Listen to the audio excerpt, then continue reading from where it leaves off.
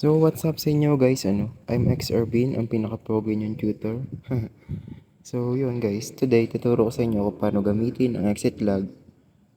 Alam ko sa inyo, madami nakaka-encounter ng lag, lalong-lalo na pagdating sa World Boss. Yung feeling na butang ina, naglulot ka na lang, biglang magbabalik sa title screen. Magdi-disconnect. So, yun, tuturo ko sa inyo ngayon kung paano ito gamitin. Kanina kasi, nag-offer lang din sa akin na exit lag. Nung ginamit ko, oh, balagbagan talaga. Palo ng palo sa Masarta. Walang lag. So, yan. Dito na tayo sa exit lag.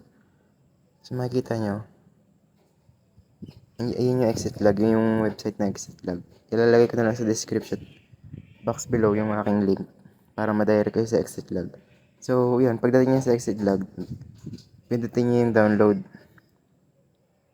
I-click nyo yung download, then magre-register kayo dyan. Kagandahan pa dito, meron siyang 3 days free trial. Which is, magagamit mo to para masubukan mo kung anong effect ng exit lag pagdating sa night cruise. So, yun. I-download mo siya, register, then gamitin mo na yung 3 days free trial. So, pag na-download mo na, yan. Pwede nga pala to sa Windows 7 pataas. Kaya kung yung PC nyo hindi ganun kalakihan, pwede to.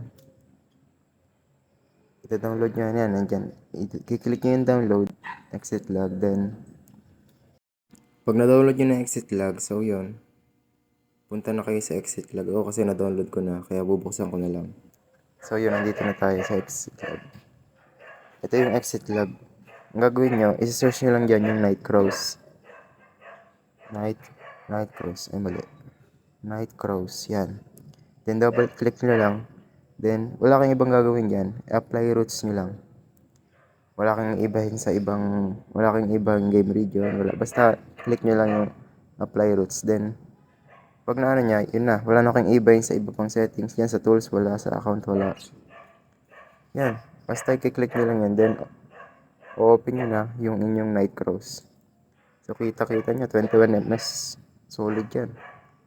So, yun guys. I hope may natutunan kayo sa aking tutorial. Di kayo magsisisi kung download yung exit lag. But don't forget to like and subscribe. Thank you. Babash.